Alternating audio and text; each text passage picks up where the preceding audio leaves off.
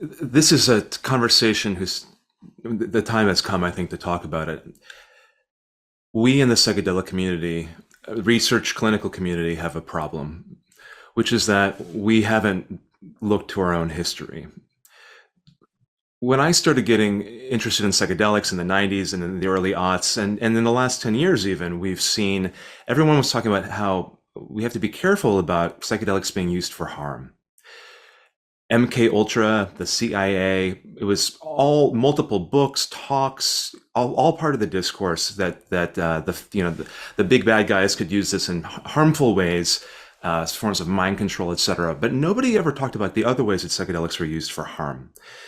And I was doing this kind of work for 20 years. I'm a gay man. My dissertation is in LGBTQIA plus mental health. I've been working on issues of suicide and higher rates of depression and anxiety and substance use disorders in that community because of the extra stress that they receive. And I had never heard about psychedelics being used for harm against that community until the last few years. And what I learned was really disquieting.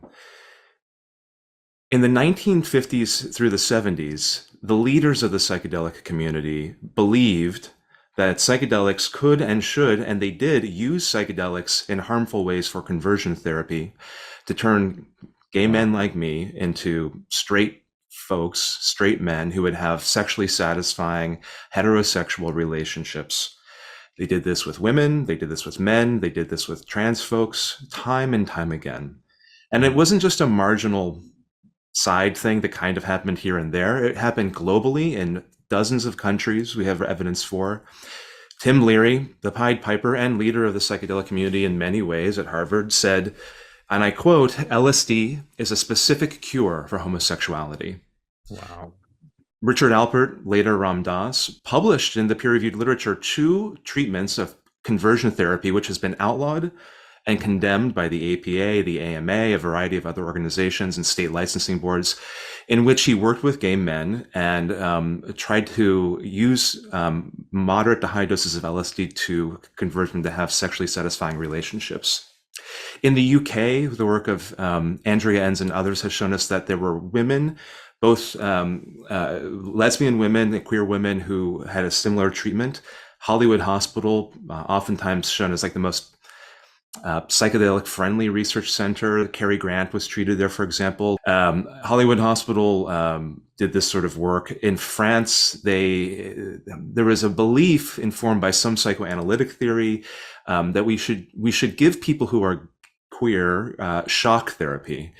This was similar to like both electroshock therapy or insulin therapy, but shock therapy with LSD and mescaline consisted of giving very high doses in order to break down the maladaptive and sick gay person, break down their egoic defenses, and to use the psychedelics as a tool to dismantle their personhood, and then with the help of the doctor or the therapist to build it back up into a socially acceptable straight and cisgender configuration. Teenage boys who were 16 years old were given 800 micrograms of LSD repeatedly over and over again. We have quotes from them saying, "Why are you doing this to me? This is hell." They were given 1,200 micrograms of mescaline. Masters in Houston, who wrote The Varieties of Psychedelic Experience, a huge textbook in the 60s and worked with hundreds of people, said that mescaline tended towards heterosexualization, quote, end quote. And so this is terrifying. And for some reason, we never learned about it or talked about it. And it would be one thing if it was just in the rear view, but it's not. And it's not for a variety of reasons. Today, Jacques Mabit and other leaders in the ayahuasca community, he's a founder of Takiwasi, has a very homophobic ideology about how ayahuasca treatment can help gay queer people ascend to a different level of understanding and evolvement.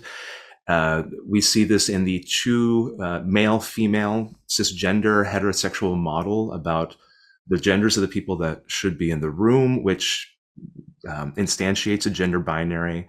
We see this in clinic practices in psychedelic research and in the community in ketamine clinics, where people don't ask about preferred name, they don't ask for your pronouns.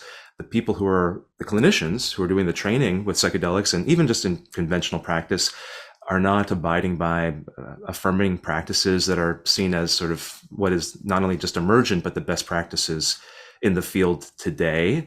And this leads to tons of anecdotal, and no one's formally studied this, but anecdotal experience that queer people don't feel welcome. They don't feel welcome in underground settings. They don't feel welcome to share their personal or private life. They remain closeted. They feel like they have to minimize speaking with their clinician. They don't disclose things to their therapists around this issue. There's a soft form of homophobia and transphobia that is throughout the community because there has been no reckoning within the community. And, this form of oppression and in just clinical practice is not confined, obviously, to gender and sexual minority diverse folks. We see this with Indigenous folks. We see this with African American, Black, Indigenous, people of color. The specific history here is one where through allyship, for marginalized folks and through not centering white and cis and straight voices at all levels of leadership and in the academy and in the funding structures and in the research priorities and the industry priorities, we could, I think, together meaningfully change this, but we have to understand our history in order to make and build a better future together. If you're looking to implement LGBTQIA plus affirming therapies in your work and in your training, first thing you can do is just be open to learning more about the history, about best practices, to talking with folks, to learning from existing resources, including events like Queering Psychedelics and our book that's come out, Queering Psychedelics. Specifically, there are published best practices, and we actually publish in this forthcoming book, Queering Psychedelics, a set of what are your clinical intake forms? Do you ask for their preferred name? The legal name that is provided, which can be used for identifying the person, may actually be a dead name or a name that was given to them by parents that no longer aligns with their gender identity, for example. And so let's use people's preferred names. It's good for everybody. We want to be called what we want to be called. So let's not necessarily use legal names. But and then meaningfully also assess specifically for people's gender pronouns. So for example, my pronouns are he and him, but I also use they and them pronouns. This is really basic practice, and I know that many people struggle with this, but it's not that hard, and I think there's a huge amount of resources out there about that. And then I would encourage people to, in our trainings with Embark and with this training here, people should have reflexive practices to understand that we all grew up in a homophobic and transphobic culture. The closet is something that we build around queer folks, but it's also something that we have built in our own hearts. And if you want to dismantle systemic racism and homophobia and transphobia, it requires a reflexive practice on the part of the clinician to understand not just like the blatant, most homophobic aspects, but the soft ways. It's important that a man and a woman, cisgender man and cisgender woman, are in the room because the man embodies sacred masculinity and also father figure, and the woman embodies sacred femininity and mother figure. And so there might be some ideology or philosophy behind that. I think that it's possible to understand different energies in a room when you have a dyad of people, solar, lunar, stereotypically male, female. I'm not opposed to different constructions of what that looks like, but the idea that because I'm in a male, that I'm a male, cisgender male person, that I can only bring masculine energy doesn't actually, is not my experience in the room. I can manifest as a therapist, and I'm sure people who are watching this have an experience that they're not actually in that strict category, and that it's actually does violence to straight and queer people alike to see that men only have masculine types of energy and women only have feminine types of energy. This is actually not true and doesn't meet anybody's experiences, but also just like, my ability to be gentle and caring and receptive and supportive and empathic and, these sort of like more stereotypically feminine qualities in some models, like belies the fact that like my presence in the room is complex and three-dimensional and human. We have moved away in our NYU studies, thanks to the leadership of Jeff Guss and others, from a strict male-female binary. We've done We have had male and male cisgender dyads in the room. We've had female and female. There's a variety of gender proportions that can be in the room. We've advocated, and MAPS has changed their policy, and so this is seen as sort of a holdover. But it's still, even if it still exists in the minds, I think, of all of us in various ways, and we can start there. I think that's really a good way to do it, and seek out additional resources and training. And I think that we need to have a collective care approach that understands systemic injustices that people are exposed to. And specifically, we should be working toward affirmative therapies that address specifically the harms that are perpetrated against these communities. So, for example, we know that gay men and queer women, queer men and women are subject to huge amounts of additional stress. We see it in their cortisol levels, the stress of family rejection, of additional bullying and adolescence, of being called faggot, as I was multiple times in Indiana as a child. We see this in places of workplace discrimination, where everybody asks about people's partners except for the gay person. We see this in statutes and laws that try to limit that. We see that in the threatening of queer marriage, same-sex marriage in the United States. These have specific stress responses, and these stress responses lead to different types of adaptive and maladaptive coping, including 3 times the rates of depression, anxiety, substance use, self-harm, suicide. It's worse even in adolescence. And psychedelics can be not just part of the problem, but the cure for that. We can develop therapies that look at minority stress models. It's not because gay people are sick, it's because they're subjected to additional stress. And there are corollaries here with racial and ethnic minority people, which is that they're subject to all this extra stress, and it leads to all these extra problems that they have to deal with. So we can have a class and a race and a gender and sexual diverse approach to affirmative work. And we can actually design treatments that address exactly that form of shame, stigma, prejudice, both externally and that is in the mind of a queer person who comes in saying, I'm not doing so well. Can you help me? We can do that, and it doesn't have to be generic. It can be customized and tested through randomized controlled trials to have affirmative approaches to that kind of stress and strain.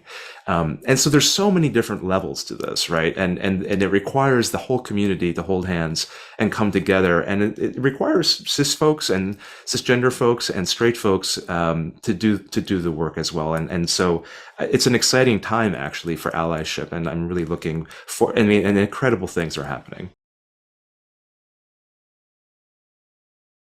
This happens time and time again, where because so many people who grew up in a homophobic culture, they may, as you said earlier, on the Kinsey scale, many people are not entirely straight. What happens with good therapy and with psychedelic therapy is that people become aware of preconscious, unconscious material that they may not have previously been able to tolerate or manage. And I have worked with somebody who in the course of therapy said, I'm not as straight or as cisgender as I thought I was. Actually, I'm going to transition.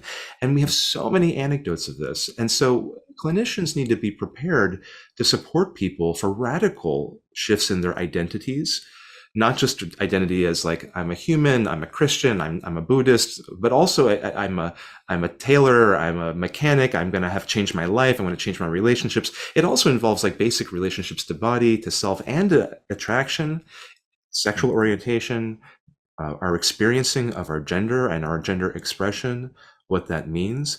And if we all have this level of internalized transphobia and homophobia, and if psychedelics help to bring that down, when the water goes out, you see all this subterranean stuff, and you're like, wow, this is both beautiful, but also it's a lot of work to integrate. And that's where the work is.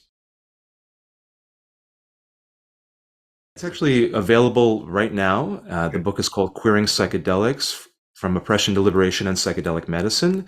It's available from Synergetic Press. I think it's a great resource. If you just Google Queering Psychedelics book, I think it comes up. And there's an entire, there's over 40 chapters, very short chapters that touch on all sorts of aspects from the history that I spoke about, but also there's a clinical section with case studies of people on MDMA and ketamine and psilocybin treatments, working through issues of gender and sexuality, clinician accounts, recommendations for best practices for how to assess and work with gender and sexual diverse people, and also an eye toward what the psychedelic communities can learn from the queer communities around plurality, around allyship, and a broader rainbow vision to take a look at the rainbow skeletons in our closet, but also to look forward to underground practices where queer people have been using by the hundreds large group events with psychedelics, never before recorded. I mean,